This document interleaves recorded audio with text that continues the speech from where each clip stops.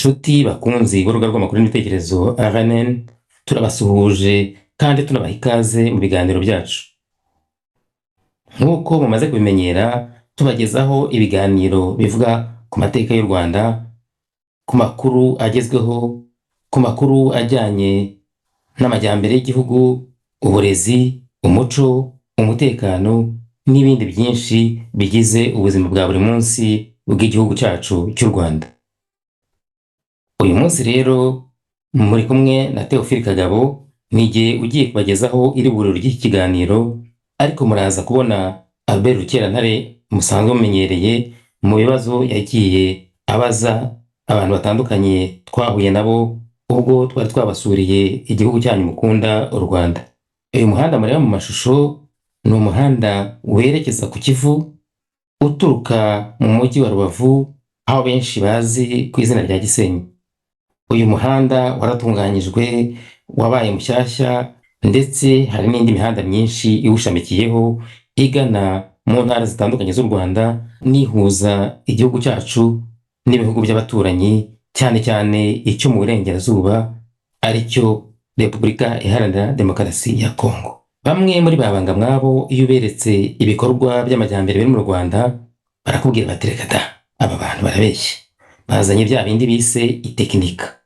Aha si mu Rwanda, bati ni muri Kenya, abandi bati ni muri Afurika y'Epfo, abandi bati ni amashusho yo muri za Singapore bafashe barayavangavanga bashyiramo n'imisozi yo mu Rwanda kugira ngo bajijishe abantu. Mu Rwanda ibintu byaracitse, inzara yamaze abantu, noneho iyo nzara bayise nzaramba. Nk'uko mugenzi wanjye Albert Rukerantare aherutse kubivuga, iyo nzara iba mu mitwe ya bamwe mu Banyarwanda, mu mitwe ya bamwe muri babanga mwabo, abantu batifuriza neza iwabo ku ivuko. Bararikiye gukurikira iki kiganiro cyiza twagiranye na Engineer Maximilien Byiringiro, umwe mu rubyiruko rw'u Rwanda uzi icyo ashaka, uzi icyo agamije, kandi asoza ubutumwa bwe atumira urundi rubyiruko rugenzi rwe, arusaba kwitandukanya na ba sekibi, kwitandukanya n'abahora barya mu matwi barubwira ibidafite akamaro, ahubwo abasaba gukura amaboko mu mufuka bakagerageza gukorera igihugu cyababyaye bakagiteza imbere nk'uko bikwiye. Reka twinjire muri iki kigo tugiye gukoreramo ikiganiro na Engineer Maximilien Byiringiro, ababwire uko umwuka wa gazi metane ukoreshwa ukabyazwa ingufu z'amashanyarazi, ingufu zishobora kugirira akamaro u Rwanda n'ibihugu birukikije ndetse n'isi yose bibaye ngombwa. Muri iki kigo rero twakiriwe neza, ari abakozi ari n'abayobozi batwakiranye urugwiro, bagerageza no kudusobanurira ibyo bakora. Uruganda rwacu rufite ibice bibiri, igice kimwe no gucukura gasi no kwitunganya, ikindi no gukora amashanyarazi. Hanyuma se uru ruganda harya ubu rwatangiye ryari mu bigaragara? Hashize iminsi rutangiye, ariko ground breaking igihe rwatangiriye imirimo ni mu kwa 10 kwa 2019. Ubu se mwavuga ko rumaze kugera ku kihe kigero mukurikije n'inshingano n'icyerekezo rufite? Muri iki gihe turi muri construction. Iyo construction iri hejuru ya 70%. Rwose hamwe bya bice byombi navuze, gas plant na power plant, rwose hamwe overall ni 70%, more than 70%. Okay.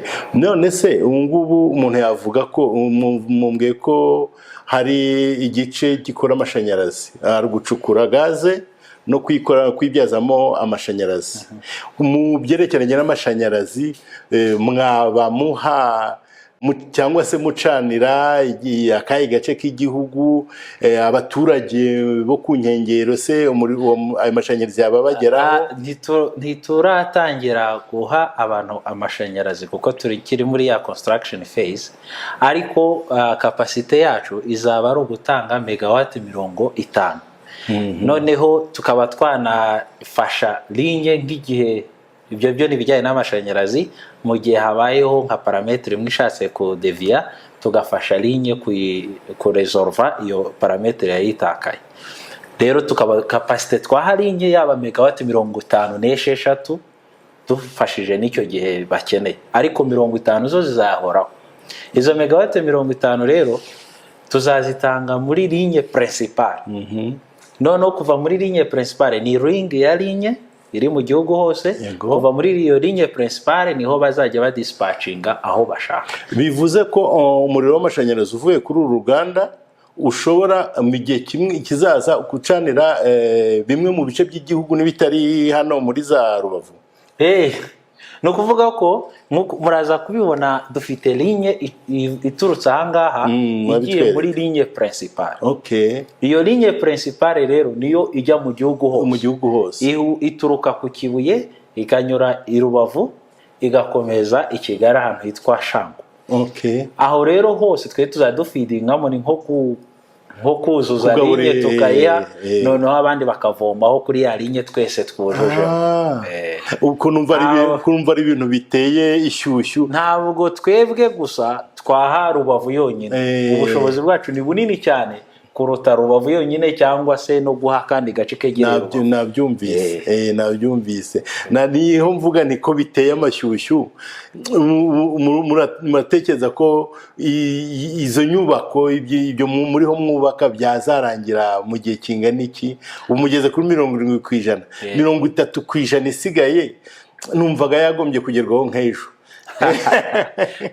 Mu kubaka kandi muzi ko twagiye tugira n'ibibazo bya covid, ikagira ingaruka mu transport y'ibikoresho, ingana manufacturing zikagira ama lockdown iwabo, amadelay nk'ayo nayo. Ariko twebwe turatekereza ko mu gihe kitageze ku mwaka twaba noneho turi ibyo byose biri tayari. Iyi mirimo iteye amashyushyu, numvise n'ibisobanuro muduhaye, ngize ishyushyu ryo kumva nti yabe byarangiraga ejo. Mwebwe mubibona mute? Muteganya ko 30% isigaye yazarangira ryari?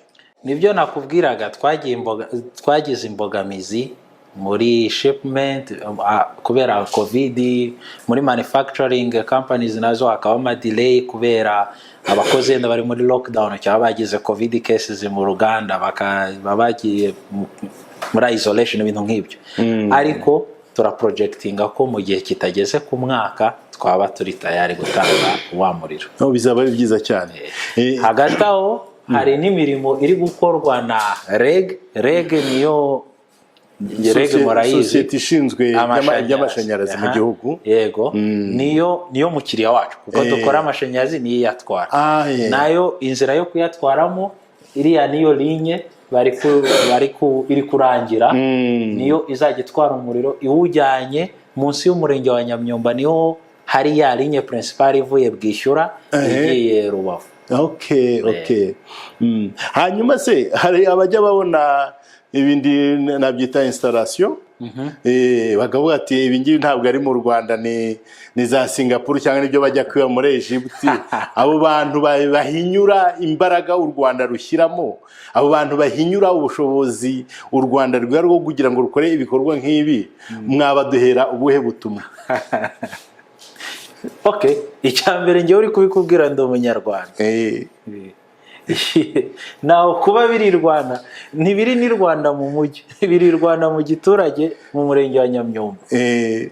Bo nababwira baze bare nanjye ntyo. Cyakora natwe turi fieri yuko dufite ibikorwa by'iterambere nk'ibi bigamije gufasha igihugu mu buryo bubiri. Niba dukura gase mu Kivu no kugira ngo ikivu kirusheho no kuba safe. Niba tuyikoresha amashanyarazi kugira ngo capacity y'igihugu yo gusatisfeza abakenera amashanyarazi yiyongere, ariko natwe dukora amafaranga kuko tubitangira ubuntu. Turi fieri rero yo kuba mu gikorwa nk'icyo kigira uruhare muri safety no muri economy izamuka y'igihugu. Mbabara gato, mukoresheje ibaruramibare bimwe bita statistique, mwaba mufite igitekerezo cy'ingano ya gaze yaba iri mu Kivu? Iyi gaze twazayikoresha nk'igihe kingana iki? Inyungu ikomeye, inyungu yo irahari birumvikana. U Rwanda rubifitemo, haba mu kurengera ibidukikije, haba mu bukungu. bihagaze bite? uru ruganda rwacu rurigenga. Twebwe kontra yacu ni ugukora amashanyarazi imyaka 25. Gase iri distribuye mu Kivu hose irimo, ariko ikaba ahantu hafite uburebure buruta ahandi. Rero muri iyo myaka 25 quantity iri mu Kivu izadusatisfeza gukomeza na nyuma yaho itanga amashanyarazi akenewe. None ikijyanye na safety, uko tuyicukura gase ahantu iri niho haremereye. Uko tuyicukura niko amazi yo hejuru agenda yiyongera. Layer yo hejuru tubara ubu niba ari biozone, niba ari 60 cm, uko ducukura izaba 62 63 gutyo. Ariko ni nyinshi ku rugero imyaka 25 tuzaba tugikora, kandi nta nubwo tuvuga ngo niba tuyitwaye yahagaze gukomeza iboneka. Oya, ahubwo tuzatwitwara ku rugero rwinshi kurusha rwibonekaho, ariko mu myaka 25 izaba ikirimo nyinshi. Mu mibareho ahubwo sinzi niba mutafite link yo kuri Minefra. Minefra burya igenda igaragaza ama statistic agaragaza izo resources zose ziri available, ku buryo ishobora kuguha imibare iri exact kurusha iyo ngiye nabo. N'ubundi nanjye niyo nireferaho. Njya minaga akajisho, ariko ubushobozi bwo kubyumva rimwe na rimwe buri bwoko bw'ama energy ari disponible bashyiraho quantité yayo. Nari mgize nta kabazo k'amatsiko ko mwambwiye ko muyikoresha muyibyaza amashanyarazi. Iyi gaze yacu ntabwo ibyara ingufu zo guteka nkuko mu Burayi batekesha gaze ivuye mu Burusiya. Ese ntabwo mwazakora ibitembo bituma noneho ahubwo abanyarwanda bacomeka, aho kugura bya bicupa bakajya bacomeka bacana gaze Kivu kibyara? Ikibazo cyiza cyane. Gaze yacu iri mu Kivu yanakoreshwa rwose mu guteka, ariko bijyana na process yo kuyitreta. Twebwe kubera kontra yacu ari iyo gukora amashanyarazi, ntabwo dukora traitement igera kuri point yatekaho. Dukora traitement igera kuri point amagenerateur akora amashanyarazi yayikoresha muri combustion akageneratinga amashanyarazi. Rero ahubwo hari iyindi projet iteganyijwe ya GasMed, noneho yo izakora gase yakoreshwa mu bindi, ariko twebwe iyacu projet traitement dukora ya gase twigeza kuri point yakoreshwa mu gikoni, igarukira gusa kuri point yakoreshwa mu magenerateur. Rero byasaba ko tugira icyo duhinduraho muri procedure zacu za traitement kugira ngo tugere kuri iyo point. Kugeza ubu turageza gusa kuri point twakoramo amashanyarazi. Ko mu kanya mvuze ngo safety, iyo mvuze safety ivuga ko gas iramutse idacukuwe cyangwa se icukuwe ku rugero runuru hari icyo yakwangiza mu byerekeranye n'umutekano w'abantu n'ibintu. Gase ziri mu Kivu zirimo amagasi atatu. Ikivu kirimo ama main, harimo CO2 gas carbonic, CO2, harimo H2S ni quantité ntoya ariko H2S iri toxic, harimo na methane. Izo gase uko ari eshatu nizo nyinshi ziri mu Kivu. CO2 niyo nyinshi, close to 70%. Noneho zokipa kuva ku bottom y'Ikivu kuzamuka kugera hafi kuri metero 60. Nuko concentration igenda ihinduka. Bottom niho iri concentré, noneho kuzamuka igenda iba concentration iba ntoya. Hejuru tukagira izindi metero, noneho kuva kuri 0 umanuka nko kuri 60 niho hari aho twita biozone, hari ubuzima nyabwo nko mu mapisine cyangwa ahandi. Noneho niba tudakoresheje iyo gase, kubw'amahirwe dushobora kumaintaina za kushe kuri yaziri, ariko field data who knows. Tuyikoresheje turagenda tugabanya ya layers ya gase, noneho turushaho gucrea biozone, Ikivu kirushaho kuba vivable. So yabiyo noneho biramutse rero iyo push ibaye nto cyane, ni nk'uko waba uri kugenda ukura umufuniko ku icupa rya byeri cyangwa ikindi. Nibyo rero urumva ko abantu babugiye kubexposa kuri ya magazi. So safety nziza rero navugaga ni uku maintain ya layer yo hejuru ya biozone cyangwa se kuyongera.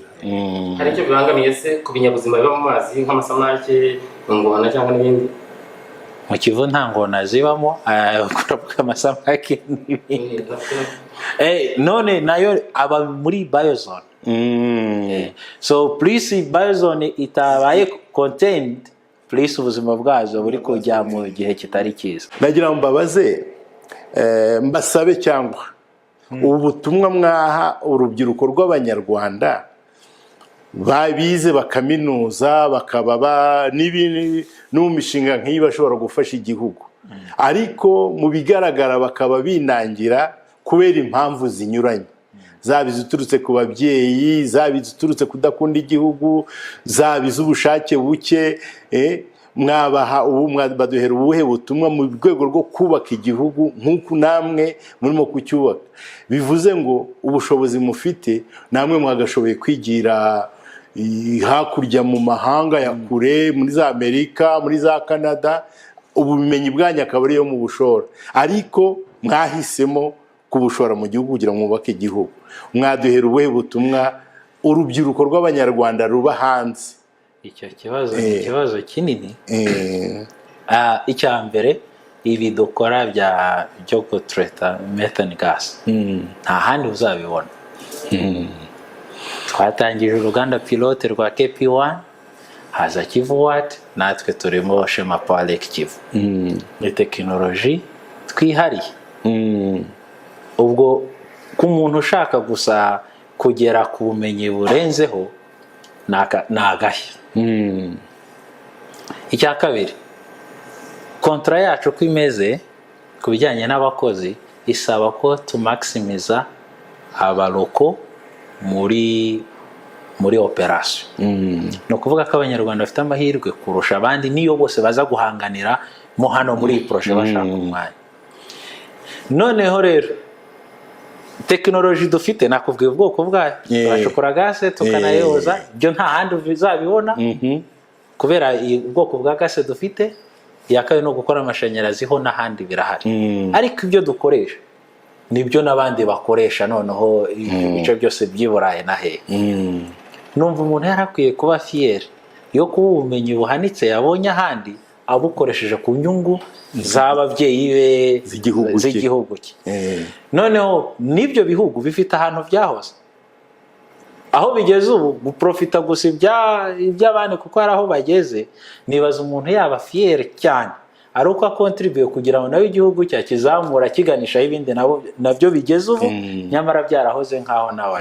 So kubera rero Abanyarwanda bafite amahirwe kurusha abandi muri projet nk'iyacu nini ihenze, tekinoloji igezweho, nibaza ko nta mpamvu yo kugira umuntu acika amahirwe nkayo. By'umwihariko nanjye soko ntabonye ayo mahirwe y'abo bantu y'ahandi, ariko nta kirenze nko kuba wakontribuye kuri development yiwa kugira ngo nawe ushyiraho abandi bageze. Ndumva ari iyo message naba, ahubwo abafite ubumenyi buri process, ubwo ni za chemical engineering na za mechanical turabakeneye cyane, electrical ni nayo kontra yacu niyo mafaranga dufite, ahubwo abo bantu batujoining. Murakoze cyane. Murabyiyumviye inshuti bakunzi b'urubuga rw'amakuru n'ibitekerezo, urubyiruko cyane cyane ni mwebwe igihugu gihanze amaso. Mugenzi wanyu Engineer Maximilien Byiringiro arabatumiye, abahaye ikaze, abasabye kuzana ubumenyi mwavomye imahanga mukabuzana mu gihugu, mukabukoresha mu kugiteza imbere, mukima amatwi babanga mwabo babandi bahora batema ishami ry'igiti kandi bakicayeho, babandi batifuza icyateza igihugu cyabo imbere, bakiyibagiza yuko hari imiryango bafite mu Rwanda, bakiyibagiza yuko hari bene wabo nabo babona inyungu mu by'igihugu kirimo kugeraho. Bakunzi bacu, murabizi ko tudahwema gukangurira abo twise babanga mwabo kugerageza kuva ku bitekerezo bishaje, bakagerageza kureba imbere, bakagerageza kumva ko igihugu ari icyabo, atari icy'abavantara nk'uko bamwe muri bo bakunze kubivuga. Nta muvantara uba mu Rwanda. Abanyarwanda bose ni bamwe. Abanyarwanda bose bakeneye iterambere rirambye, bakeneye amahoro, bakeneye kunga ubumwe. Nimugerageze mushyire ubwenge ku gihe, mwumve ko igihugu cyanyu kibakeneye. Muvane amatiku mu bana b'u Rwanda, muvane amacakubiri mu bana b'u Rwanda, mugerageze kureba icyabateza imbere ubwanyu ndetse n'imiryango yanyu mwasize mu gihugu. Abwirwa benshi akumva bene yo. Murakoze, mugire amahoro y'Imana y'u Rwanda, naho utaha.